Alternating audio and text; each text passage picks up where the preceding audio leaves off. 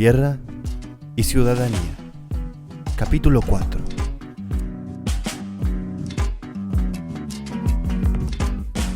Hola, muy buenas a todos. Bienvenidos al cuarto y último capítulo de Tierra y Ciudadanía. Gracias a la audiencia que nos viene siguiendo desde el primer episodio y esperemos que les guste este cierre, por decirlo de una forma, de estas producciones dedicadas a dejar un pequeño aporte para seguir debatiendo y profundizando el rol de la soberanía alimentaria sobre el acceso a la tierra.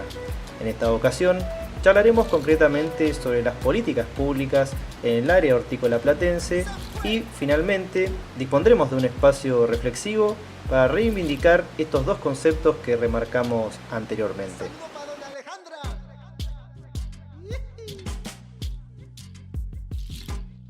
En la primera parte del episodio contaremos nuevamente con la participación de Edgardo González, abogado, docente de la Facultad de Ciencias Jurídicas y Sociales de la Universidad Nacional de La Plata, esta vez abordando algunas cuestiones vinculadas a las políticas públicas. En el cierre del capítulo tendremos la presencia de Victorino Mogro, referente y productor hortícola. En conjunto con Edgardo, reflexionarán sobre la importancia que tiene la soberanía alimentaria y el acceso a la tierra en el cordón hortícola platense. La primera pregunta que le hicimos a Edgardo fue sobre qué políticas públicas se abordaron durante estos últimos años en el cordón hortícola.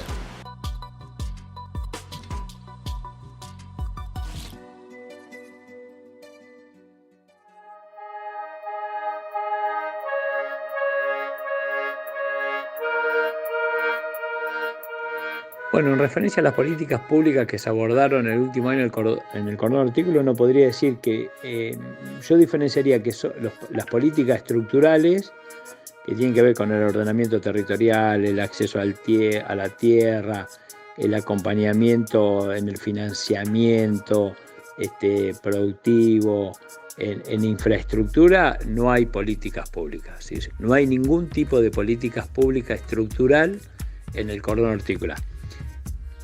Esto desde el Estado. Sí hay políticas que en su medida y como pueden desarrollar han encarado y ejecutan las propias organizaciones de productores, pero no desde el Estado. Después hay algunas políticas coyunturales, algunos programas, alguna línea de financiamiento muy menor, alguna apoyatura en reconocimiento de derecho, por ejemplo, desde el SENASA no cobrarles determinados aranceles a la agricultura familiar, pero para eso hay que hacer una serie de trámites, desde alguna parte del INTA colaborar en acompañar sistemas productivos más amigables para este tipo de productores y para un mejor desarrollo, digamos, productivo, generación de alimentos más saludables. Pero no diría que hay políticas activas estructurales. Entonces uno puede decir siempre hay políticas que se mantienen en el tiempo, pero que son muy específicas y muy acotadas. En ese aspecto, Edgardo nos contó sobre los proyectos de políticas públicas que estuvo vinculado.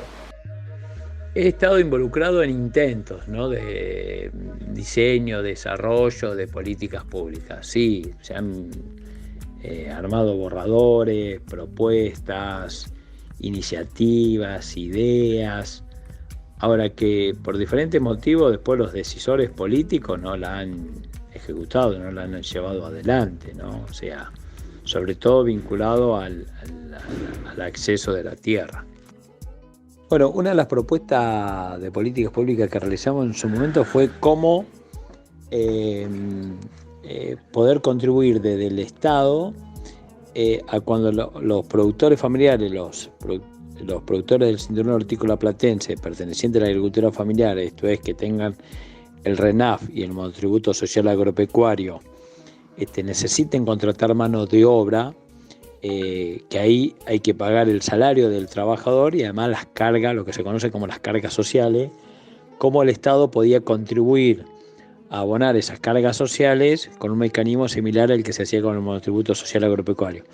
Eso se acercó a la propuesta, se pensó y después nunca se pudo implementar y habíamos hecho todo de manera muy pormenorizada como poder realizarla.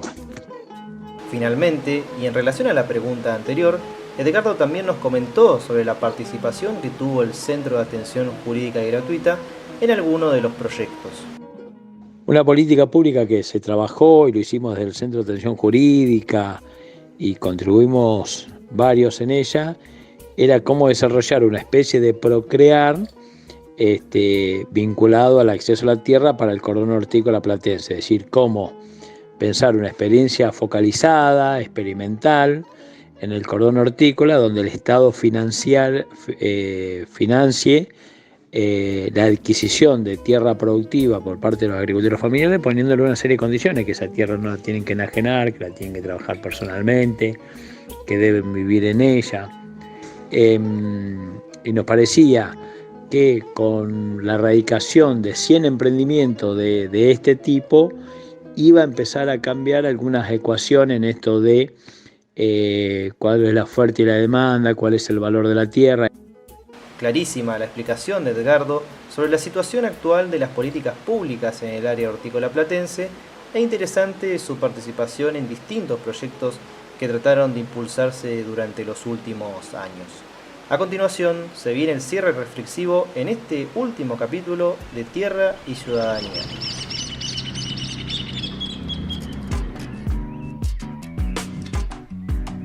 Uno no vende la tierra por la cual camina su pueblo.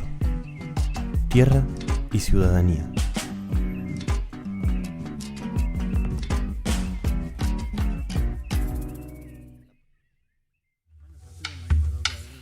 El primero en responder fue Victorino Mogro. Le recordamos nuevamente a la audiencia que Victorino es productor e integrante del Movimiento de Trabajadores Excluidos. La pregunta que le hicimos estuvo relacionada sobre qué es vivir de la tierra. Vivir de la tierra es trabajarla, cultivarla, sembrarla, plantarla, producirla, cuidarla para que haya alimento. Eso es vivir de la tierra, no vivir en la tierra.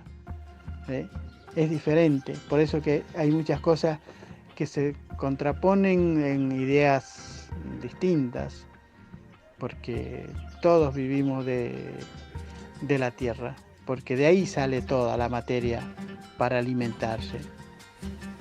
De ahí sale el maíz, de ahí sale el trigo, de ahí sale la soja, de ahí sale el ganado da la leche, da la carne, da el cuero. De ahí salen, de la tierra sale el hierro, los metales, las telas, lo que hay en el mundo visible, tocable, sale de la tierra. ¿En qué lo transformás? Es inteligencia del ser humano, pero no se trae de otro mundo para crear, hacer y construir. Todo sale de esta tierra que nosotros vivimos. Luego le preguntamos a Edgardo sobre por qué es importante hablar de soberanía alimentaria y tenencia de la tierra. Referirse a la soberanía alimentaria y a la tenencia segura de la tierra por parte de la agricultura familiar es inescindible, digamos. Es imposible pensar en ser soberanos en materia alimentaria sin pensar en el sujeto que por fundamental que produce estos alimentos, que es la agricultura familiar, el horticultor, en el caso del cordón hortícola platense. Entonces, una cuestión va de la mano de la otra. Entonces, si no se generan políticas que garanticen la soberanía alimentaria, no se generan políticas que aseguren el acceso y la permanencia segura de la tierra por parte de los agricultores familiares y viceversa, ¿no? Si no hay políticas de acceso y tenencia segura a la tierra, no va a haber políticas en cuanto a soberanía alimentaria. Por eso hoy ampliamente, digamos, no tenemos política ni en soberanía alimentaria ni en tenencia en la tierra, que yo diría que debería ser una política que involucra ambas cosas, como también tiene que involucrar la cuestión del crédito, la cuestión tecnológica, la cuestión del seguro agrario, etcétera, etcétera. En ese aspecto, Edgardo reiteró la importancia de que los productores puedan acceder a una vivienda propia. Bueno, ¿quién no quiere tener el techo propio, ¿no? O sea, podría ser una pregunta. Entonces, tener la vivienda para los productores es fundamental. Y en el cordón hortícola, tener la vivienda en el predio donde se produce es vital, digamos. No es como en otras actividades que uno puede vivir en el pueblo, en la ciudad y trasladarse al predio. Acá, por el sistema productivo, por cómo se da la lógica productiva, el relacionamiento a la hora que se realizan las cargas de las verduras, determinadas horas es mejor para producir, hay que vivir en el lugar. Entonces la vivienda, el hábitat, que es más amplio que la vivienda, tener un hábitat apropiado, apropiable, vivible, es fundamental. Por eso se necesita tener la tierra segura en manos de la familia para poder desarrollar ese hábitat, y dentro de ese hábitat esa vivienda con las comodidades mínimas que necesita cualquier persona para vivir. Siguiendo la línea de Edgardo, Victorino resaltó la idea sobre qué tipo de política debe pensarse cuando hablamos de acceso a la tierra. Se tiene que entrar en una política que la tierra es para quien la trabaja, no para quien la necesita. Todos necesitamos en la tierra, diferente para qué cosa la necesitas.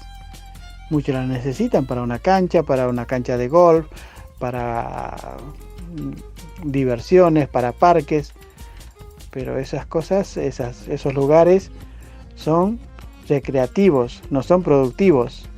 Y hoy por hoy la familia campesina necesita tierra para producir todas sus artes y sus materias que tiene cada campesino para hacerlo. Todos no producen verdura, todos no producen carne, todos no producen leche. Cada cual en su área produce lo que sabe hacer. Entonces, eso es lo importante, que haya una política de nivel mundial, nacional, provincial, municipal, que entienda y se plasme en ley para que no sea atropellados los derechos de los campesinos. Para nosotros, como productores rurales campesinos, el derecho a la tierra tendría que ser ley, pero bueno, por beneficio de pocos, perjudican a muchos para que eso no se pueda hacer. Por eso que en la ley de la agricultura familiar está todo estipulado. Hay 2-3 puntos que hay que acomodar, nada más. Yo lo leí un montón de veces, pero bueno, son cositas que hay que acomodarlas. Esas cositas tienen que terminar de hacer los que están encargados, diputados, senadores. No lo hacen porque a ellos no les viene en bien, no le hace falta, porque ellos no viven de la tierra, viven en la tierra como todo ciudadano, ser humano que hoy está vivo en esta tierra. Todos vivimos en la tierra, pero pocos vivimos de la tierra. En relación a la pregunta anterior, Edgardo abordó algunas ideas de cómo deberíamos pensar las políticas públicas. Para pensar y desarrollar y planificar y ejecutar las políticas públicas, hay que tener en cuenta qué país, qué territorio queremos, cuántos habitantes queremos que vivan bien en ese territorio, en ese país. Pensar hoy cómo está la Argentina con los niveles de pobreza, de exclusión, cómo está la actividad agraria, el cordón hortícola, es muy difícil pensar como posible otras políticas públicas, pero por supuesto hay que pensarlas permanentemente, hay que intentar hacerlas. Hay un actor clave que es el productor, el peón, el trabajador que está en la actividad agraria, que es necesario y vital convocarlo y hacerlo parte en la planificación y en la ejecución de esas políticas públicas. Pensar hoy esas políticas donde el productor no se siente a la mesa y no sea parte en la ejecución es erróneo, ¿no? Es como el primer paso necesario para empezar a ejecutar políticas que van en un sentido contrario a las que se están haciendo en este momento desde hace varias décadas en la Argentina. Antes de llegar al cierre, agregamos unos aportes reflexivos que realizó Sofía Hahn. Les recordamos nuevamente a la audiencia que Sofía es abogada, docente e integrante del Centro de Atención Jurídica Gratuita para la Agricultura Familiar y que participó durante los capítulos 2 y 3 de Tierra y Ciudadanía. Ella también enfatizó sobre cómo debemos pensar las políticas públicas al momento de elaborarlas. Las políticas públicas de acceso a la tierra tienen que pensarse situadas, tienen que pensarse de acuerdo a sus destinatarios y destinatarias, tienen que pensarse con perspectiva de género. Lo que vemos es que hay una gran dificultad para acceder a la tierra por parte de la agricultura familiar y que en ello las mujeres de la agricultura familiar tienen mayores dificultades. Entonces, estas políticas tienen que tener en cuenta que la agricultura familiar vive y trabaja en el mismo predio, tienen que tener en cuenta que estamos hablando de familias ampliadas, donde también se pueden incluir, no sé, primos, sobrinos, tías, abuelas, etcétera. Y tienen que pensarse en el marco de la soberanía alimentaria, en el marco de los derechos humanos, al hábitat digno, al trabajo. Tienen que pensarse de forma integral para la agricultura familiar, de forma situada, es decir, de acuerdo a los territorios en los que se vayan a aplicar y con perspectiva de género. Finalmente, Sofía nos comentó otros aspectos que debemos tener en cuenta en la implementación de políticas públicas. Y lo que hay que tener en cuenta cuando pensamos políticas públicas de acceso a la tierra para la agricultura familiar es lo que se denomina la continuidad intergeneracional también, ¿no? Cómo esa tierra va a pasar luego de generación en generación en las familias, vinculando a los hijos y las hijas con las explotaciones agropecuarias de sus padres, de sus madres, pensando en el arraigo de esas familias al territorio en el que se está produciendo alimento. Y en eso, de nuevo, traigo la importancia de pensarlas con perspectiva de género, porque muchas veces son las mujeres las que tienen más dificultades de acceder a la tierra, ya sea por medio de contratos de arrendamiento a la tenencia o a la propiedad de la tierra. Cuando hablamos de políticas públicas de acceso a la tierra, hay que pensar en las formas de garantizar el acceso al crédito, de garantizar la titulación, para que luego no haya inconvenientes en el traspaso de esas tierras, en la permanencia en la tierra a la cual se accede.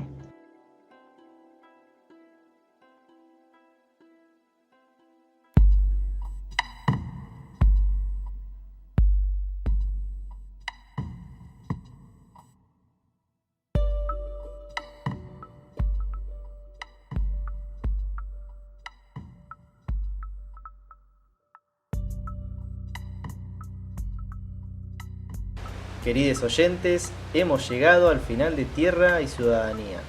Les agradecemos infinitamente a cada persona partícipe de estas producciones, Edgardo, Lidia, Sandra, Sofía, Victorino y Wildo, por cedernos un espacio y un tiempo para darle vida a estos 4 capítulos que son un pequeño aporte para que se pueda seguir profundizando y debatiendo el rol que tiene el acceso a la tierra con la soberanía alimentaria.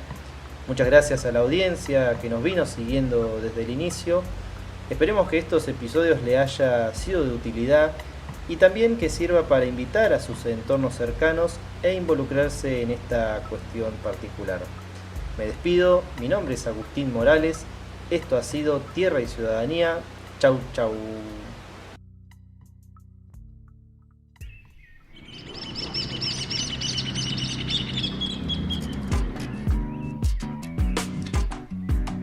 Uno no vende la tierra por la cual camina su pueblo. Tierra y Ciudadanía.